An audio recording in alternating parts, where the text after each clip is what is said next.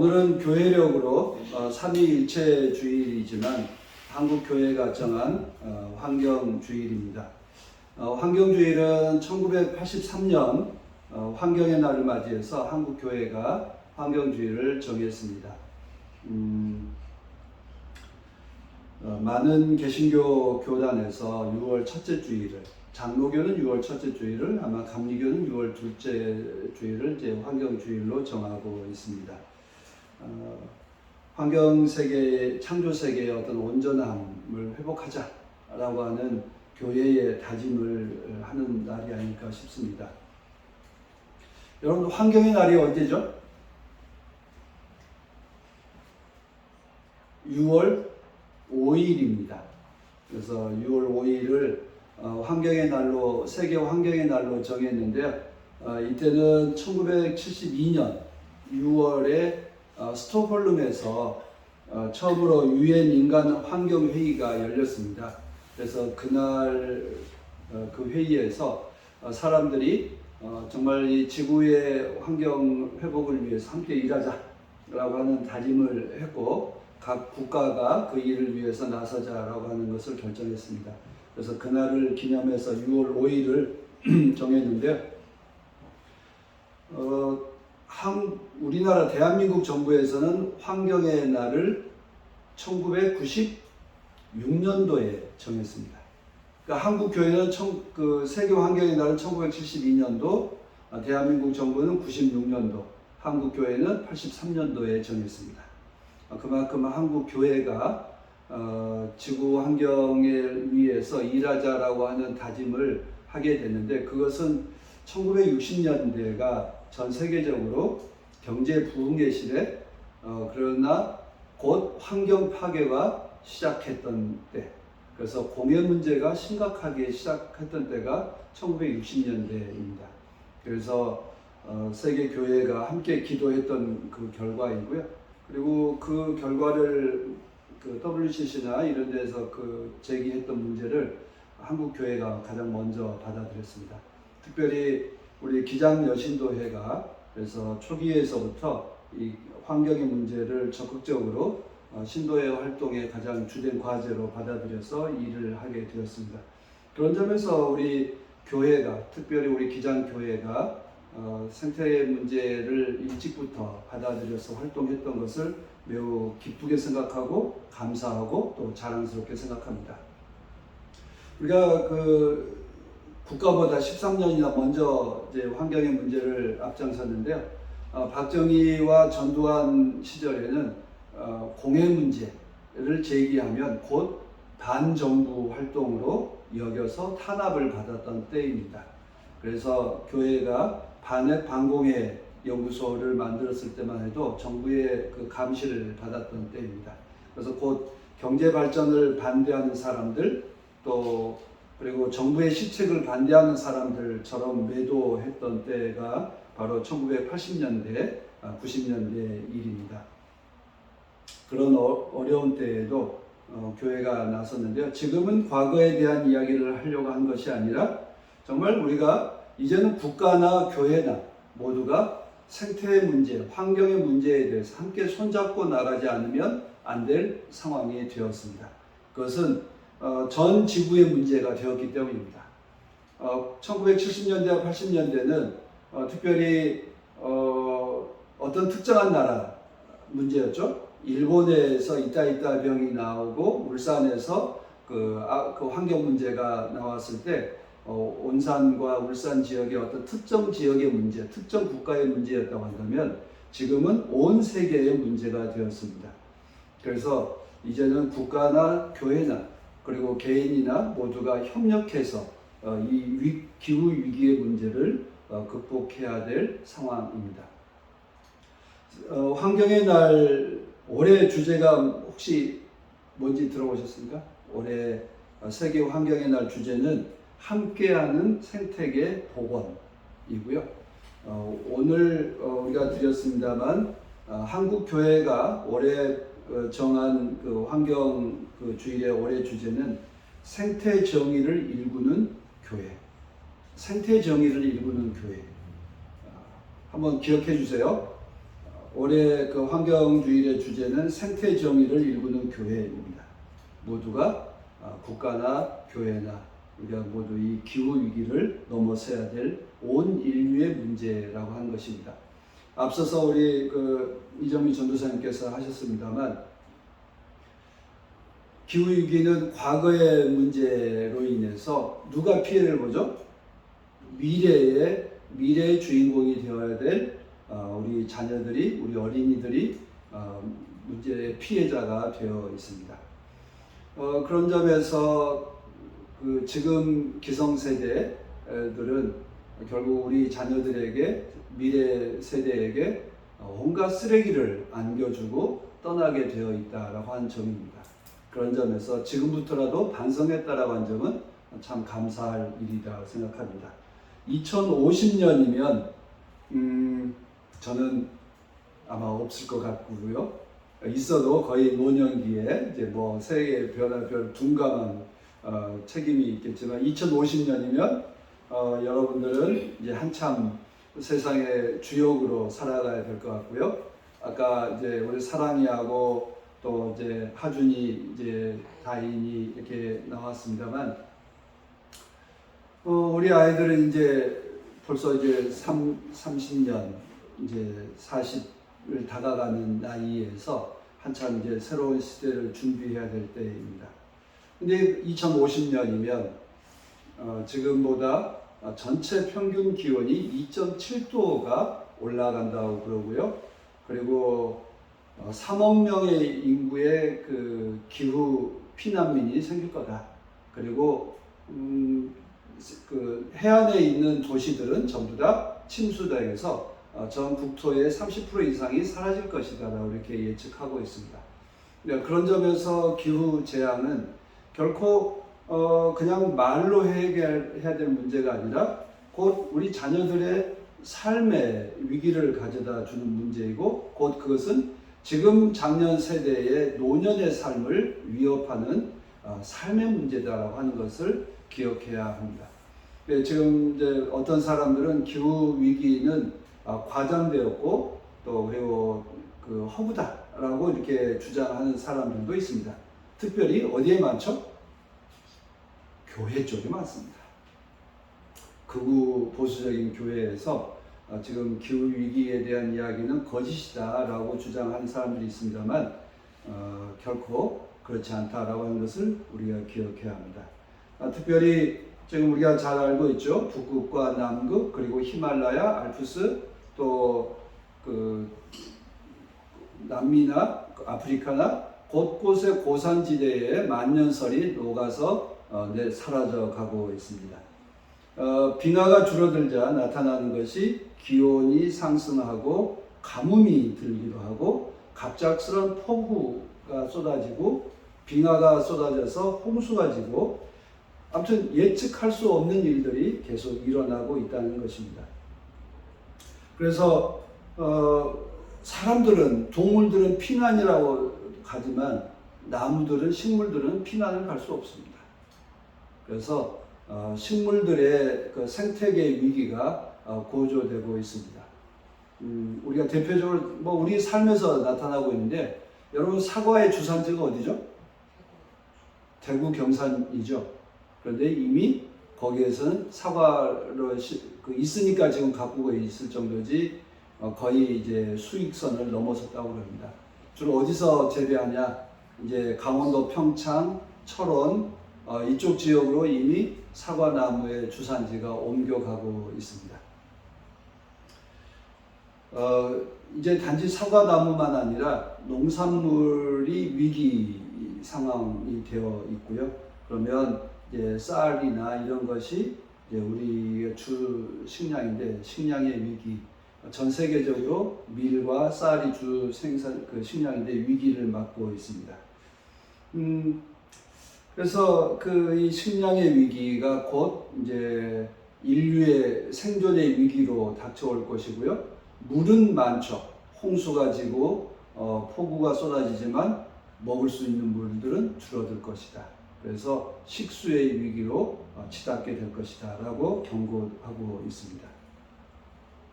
이 환경주의로 우리가 명하고는 있지만 이 환경이란 말은 누구 중심으로 환자가 고리오 한자가 생겼을까요? 사람들 중심으로, 사람 중심으로 환경이라고 하는 것이 만들어져 있습니다. 그러나 지금 이미 우리는 인간 중심이 아니라 온 지구의 문제라고 해서 생태계라고 하는 용어로 변화되어 가고 있습니다. 그만큼 우리의 삶의 현실도 바뀌었고 인식도 바뀌고 있다고 하는 것입니다. 그런 점에서 사람이 온 식물, 온 피조 세계와 더불어 살아가야 되고 더불어 온전해질 때만이 인간의 삶이 보존받을 수 있다. 인간의 생명이 위협당하지 않을 수 있다라고 하는 것을 보고 있습니다. 결국 오늘 창세기 1장을 읽었습니다만 우리가 살고 있는 온 세계는 그렇게 하나로 하나님이 만드신 온전한 세계를 회복하지 않는다면 우리가 먹을 수 있는 식량이 사라질 것이고 우리가 마실 물이 사라질 것이고 곧 그것은 식물들과 그리고 바다의 그 생물들과 그 강에 있는 생물들의 위기로 이어져 가고 있다는 것을 보게 됩니다. 오늘 창세기 1장을 읽었습니다만 얼마나 아름다운 세상입니까? 그러나 우리는 이 창세기 1장을 잘못 읽고 또 그리고 왜곡했기 때문에 인간들이 창조 세계를 파괴하는 것을 당연시 여겨왔던 것이 70년대까지의 생각입니다. 그러나 60년대 우리 인간들이 산업화를 극심하게 발전시켜 놓고 70년대 겪으면서 우리가 저지른 잘못들이 우리의 생명을 위협한다라고 하는 깨닫습니다. 그래서 그때부터 아마 이 창세기의 1장을 다르게 읽기 시작해 왔습니다. 특별히 유럽 사람들이 세상을 정복할 때 이 정복하라고 하는 말을 왜곡하고 오해를 했죠.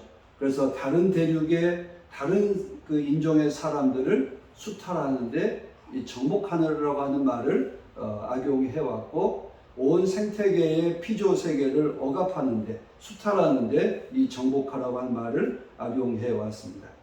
오늘 읽어드린 1장의 말씀이나 또 계속 이어서 2장의 말씀을 주의 깊게 읽어본다면 하나님의 형상대로 지음받은 사람은 하나님의 주신 이 베푸신 은혜에 감사하고 또 그리고 그 보살피라고 하는 사명이 얼마나 크고 위대한가를 깨닫게 됩니다. 사람은 하나님께서 만드신 창조자 하나님의 대행자로서 피조물을 잘 관리하라고 하는 책임을 맡고 있습니다. 그것이 창세기 1장의 가장 핵심입니다. 두 번째는 사람은 온 세상을 우상처럼 섬기지 말아라.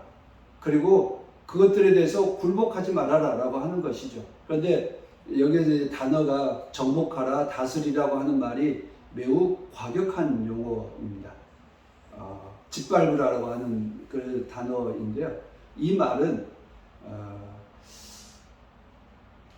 어떤 의미였을까 묵상해 보면 이스라엘 사람들이 어떻게 당했죠? 짓밟힘을 당했죠. 정복당했죠. 누구에게? 강자들에게. 바빌론과 이집트와 그리고 아시리아와 같은 페르시아와 이런 나라들에 의해서 짓밟히고 정복당했습니다. 그에 대한 반성으로서 이제 그들에게 누구에게도 짓밟히지 마라, 정복당하지 마라, 다스림 당하지 마라 라고 하는 것입니다. 그래서 온 세상은 서로 동등하게 만들어져 있다. 사람을 만드셨어요. 어떻게 만드셨어요? 하나님의 형상대로 남자와 여자로 만드셨어요. 왕과 귀족과 노예로 만드시지 않으시고 사람을 만드시되 남자와 여자로 만드셨어요. 이 창세기 1장이 쓰여진 시대는 주전 500년에서 600년경으로 추정하고 있습니다. 그 시대는 어떤 사회였죠? 철저하게 노예제 사회였고 계급 사회였습니다. 왕이 철저하게 짓밟고 정복하는 사회였습니다. 노예들은 말하는 동물 취급당했던 시절이었습니다. 그런데 창세기 1장은 사람을 만드시되 하나님의 형상대로 남자와 여자로 만드셨다. 그 이야기는 뭐죠? 모든 사람은 동등하다라고 하는 것입니다. 그리고 온 세계의 피조물들을 보살피는 존재로 만들어졌다는 것입니다. 오늘 우리 창세기 1장을 보면 태양과 달이라는 단어 나오나요? 안 나오죠. 큰 빛과 작은 빛이라고 나옵니다. 왜 그랬을까요? 태양, 달, 별, 이 존재들은 태양은 이집트의 신이었고요. 달은 바빌론의 신이었고 별은 페르시아의 신이었습니다. 그들도 모두 다 피조물에 불과하다는 것입니다. 피조물이니 그들을 섬기지 마라. 그리고 그들을 신처럼 섬기고 있는 그들로부터 정복당하지 말라고 하는 것입니다. 그래서 창세기 1장은 아무리 읽어봐도 세상을 정복하고 짓밟은 것이 아니라 짓밟히지 말라는 것입니다. 그대로 모두가 동등하게 살라는 것입니다. 그것이 창세기 1장. 하나님은 우리를 사람으로 만드시고 남자와 여자로 하나님의 형상대로 지으셨으니 하나님께서 만드신 세상을 보살피는 일에 기쁨을 다해서 살라고 하는 것입니다. 그것이 창세기 1장의 말씀입니다. 결코 진화론과 싸우려고 만든 문서도 아니고 창조 과학을 주장하기 위해서 만든 문서도 아니고 사람에 대한 본분과 본질이 무엇인지 또 어떻게 살아야 될지에 대한 이야기를 하고 있습니다. 우리는 하나님께서 우리를 창조 세계의 청지기로서 그리고 고귀한 존재로 만들었음을 기억해야 됩니다. 시편 8편의 말씀이 아마 창세기 1장을 읽어가는 가장 핵심적인 눈이 되어야 할 것이라고 믿습니다. 올해 환경주일의 주제가 뭐였다고 그래서? 생태계를 복원하는, 함께하는 생태계 복원. 이게 그 교회, 생태 정의를 일구는 교회. 이게 그 주제입니다. 그래서 생태 정의를 일구는 교회. 결국 생태계를 복원하는 것이 우리 교회에 맡겨진 사명이다. 결코 세상을 정복하라는 것이 아니라 복원시키는 청지기로서 사명을 일깨워주고 있습니다. 그런데 우리 교회는 뭘 할 수 있을까? 저 정말 고민을 했는데요. 참 잡히지 않았습니다. 우리 다행히 이제 김석진 교우께서 태양광 발전하는 협동조합을 운영하고 계셔서 작게나마 위로를 받습니다. 또 우리 호한택 집사님께서 물을 관리하는 일들에 홍수와 가뭄으로 인해서 피해를 입지 않도록 하는 일에 종사하고 있어서 나름 위로를 받습니다. 우리 교회를 대신해서 뭔가 태양과 물을 위해서 일하고 있는 것 같아서 감사를 합니다만, 그런데 이제 우리가 함께 할 수 있는 일들이 뭘까라고 생각하는데요. 참 잡히지 않습니다. 저희 친구 목사가 그 목회하는 교회에서는 환경을 지키는 교회로 선정되는 걸 보면서 매우 부러웠습니다. 우리 교회는 현재 건물의 형태로 보면 태양광 발전기를 올릴 수가 없고요. 또 우리 앞들을 보면 뭔가를 해볼 수 있는 형편도 아니고 그렇습니다. 대신에 할 수 있는 거라고 뭐가 있을까요? 우리 교우 한 사람 한 사람이 우리의 삶의 터전에서 뭘 할 수 있을까? 그 뭔가 할 자라고 다짐을 할 수 있다면 우리 교회가 그래도 뭔가 일을 해낼 수 있지 않을까라고 하는 생각을 하게 됩니다. 여건 탓, 재정, 건물 탓, 돈, 여러 탓만 할 게 아니라 지금 현재 그 여건 속에서도 할 수 있는 일들을 우리가 함께 고민해 보는 것이 필요하지 않을까. 그리고 오늘 이 환경주의를 맞이해서 우리가 작게나마 하나라도 해보자 라고 다짐을 일궈내는 것 하나만으로도 오늘 주일의 가장 소중한 결과가 생각합니다. 교회는 하나님이 만드신 창조 세계를 보존하고 복원하는 일에 적극 참여하는 것이 마땅합니다. 우리 공동체가 추구하는 과제와 방법은 아직 미정이라고 할지라도 다짐은 하나 할 수 있으리라고 생각합니다. 어떤 교회는 옥상에 태양광 발전기를 세우고 또 생태계 보존을 위해 걸맞는 생태 상품들을 판매하기도 하고 뭐 여러 가지 일을 하고 있습니다만 우리도 좀 우리 조건에 맞는 일들을 고민해보는 그런 일들이 했으면 좋겠습니다. 오늘 읽은 요한복음 3장 16절의 말씀을 우리가 너무나 잘 알고 있습니다. 하나님은 세상을 이처럼 사랑하사 독생자를 보내주셨다라고 하고 있습니다. 근데 오늘 이제 새 번역은 외아들이라고 번역해서 독자라고 이렇게 의미로 번역하는데 이건 좀 적절한 번역은 아닙니다. 핵심적인 것은 홀로 생겨났다. 모노게네스라고 하는 단어인 점에서 독생자라고 하는 용어가 오히려 설명을 요구한 점에서 필요합니다만 핵심은 뭐 오늘 본문 말씀은 하나님이 세상을 사랑하셨고 그리고 우리들에게 생명의 길을 구원의 길을 열어주셨다라고 하는 것을 말씀하고 있습니다. 기후위기는 파멸의 길입니다. 멸망의 길입니다. 그러나 교회가 제시하는 길은 생명의 길을 제시해야 합니다. 우리는 파멸의 길로 가고 있는 온 인류에게 어떻게 하면 생명의 길로 구원의 길로 나서라고 말할 수 있을까? 우리가 어떻게 하면 모범을 보일 수 있을까? 우리가 어떻게 하면 구원의 길, 모두가 살 수 있는 생명의 길로 갑시다라고 말할 수 있을까? 이것이 오늘 우리 교회에 던져져 있는 가장 핵심적인 주제입니다. 바울 사도는 우리 그리스도인들이 해야 할 목표가 무엇인지를 말하고 있습니다.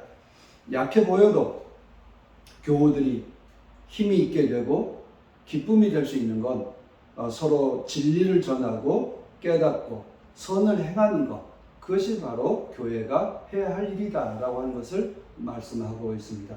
우리가 힘들고 어렵다 할지라도 지금 당장 손에 잡히지 않는다 할지라도 2050년 우리 모두가 멸망의 길을 가는 것이 아니라 2050년이면 우리는 회복했습니다. 뒤늦게나마 우리가 파괴했던 그 지구를 회복했습니다라고 선포하는 2050년이 될 수 있도록 오늘 우리가 새롭게 다짐하고 새롭게 변화를 시작해야 할 때라고 믿습니다. 바울 사도는 교우들이 어디에 있어야 할지 분명하게 말씀하고 있습니다. 하나님 품에서 11절 말씀을 읽어드립니다. 기뻐하십시오. 온전하게 되기를 힘쓰십시오. 서로 격려하십시오. 같은 마음을 품으십시오. 화평하게 지내십시오. 그래야 하면 사랑과 평화의 하나님께서 여러분과 함께 하실 것입니다. 이 말씀대로 우리가 새롭게 다짐한다고 하면 이 새로운 길이 열릴 것이라고 믿습니다. 하나님께서 우리 모두에게 생명의 길을 열어주셨음을 감사히 여기고 하나님께서 만드신 창조 세계의 복원을 위해서 우리가 함께 나설 수 있게 되기를 간절히 소망합니다. 함께 기도합시다.